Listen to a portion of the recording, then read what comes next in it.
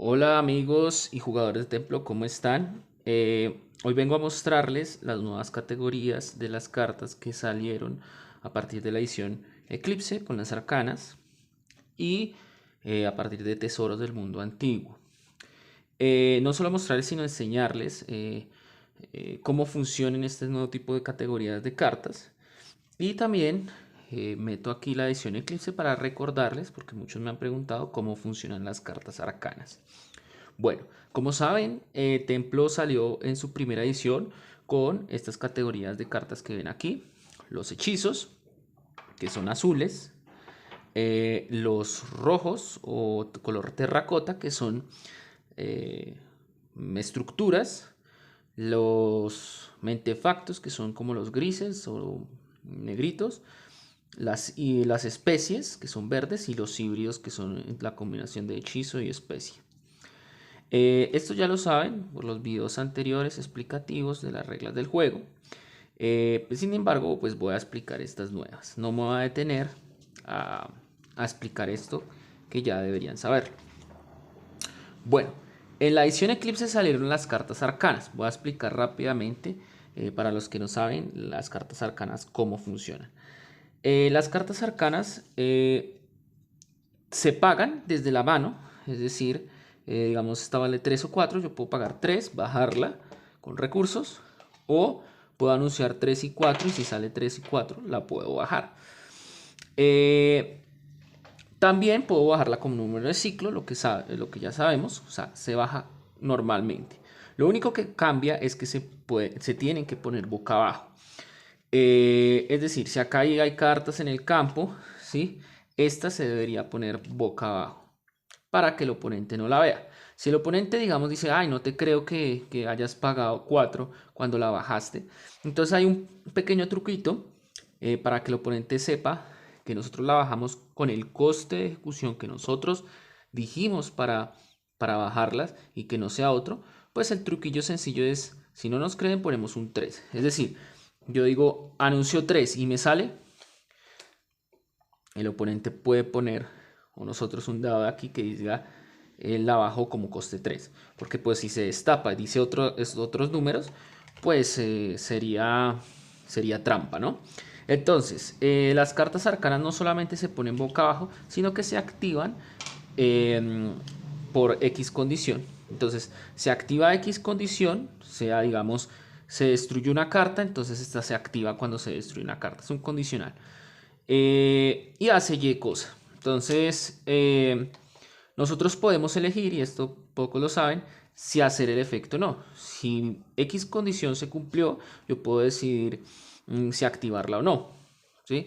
Pero si decido activarla, pues la volteo, se verifica que el número que yo haya, en el caso de anunciar, haya pagado, sea el correcto y simplemente se va al cementerio, a la zona de entierro, perdón. Se va a la zona de entierro y ya, ese fue la característica de las cartas arcanas. Por otro lado, tenemos en la edición Tesoros del Mundo Antiguo nuevas categorías que son las siguientes: piedra, luz y, híbridas. Híbridas pues con estas categorías. Eh, Como por ejemplo esta. Como ya explicamos, las arcanas es híbrida entre hechizo y arcanas. Entonces, pues ustedes tendrán que leer el efecto, a ver cómo se juega. En particular, esta carta uno la puede, mire, elige al azar una carta de la mano del oponente, luego Pero miren, si juegas esta carta como arcana, esta carta se activará cuando el oponente tenga 6 o más cartas en su mano. Entonces yo lo puedo jugar con hechizo para ejecutarle de una vez ¡tum! Y mandarla a la zona de entierro. O puedo pagar los mismos 4 pero bajarla boca abajo como arcana. Entonces esos son híbridos entre hechizo y arcana. Bueno, también salieron cartas, aquí no las tengo, híbridos entre mentefacto y especie, por ejemplo, entre estructura y mentefacto.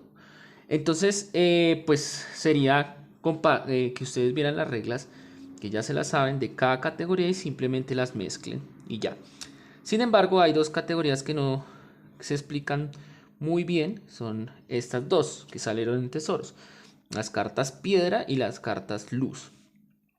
Las cartas piedra son meramente blancas, no confundirlas, digamos, con las cartas eh, de mentefacto, porque a veces suelen parecerse los colores. Entonces, ¿cómo identificamos una mentefacto de una piedra? Pues simple, las piedras nunca tienen coste de ejecución y son más blancas en el título. ¿Y en qué se caracteriza una piedra? Bueno, ya voy a explicar.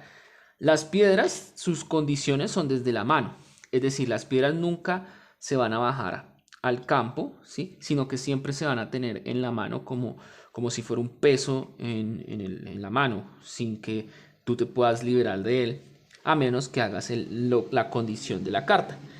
Esta dice: si el oponente va a ganar el juego, debes pagar 2 recursos para poder... el oponente, pagar 2 recursos para poder hacerlo. De lo contrario, se extienden los ciclos por encima de 20. Es decir, esta carta va a ganar el oponente y yo digo, no vas a ganar, porque es como una arcana, se activa una condición, como las arcanas, boca abajo, pero desde la mano. Entonces yo puedo decir, no, no ganas, ¿sí? Y se extienden los ciclos hasta que pagues 2.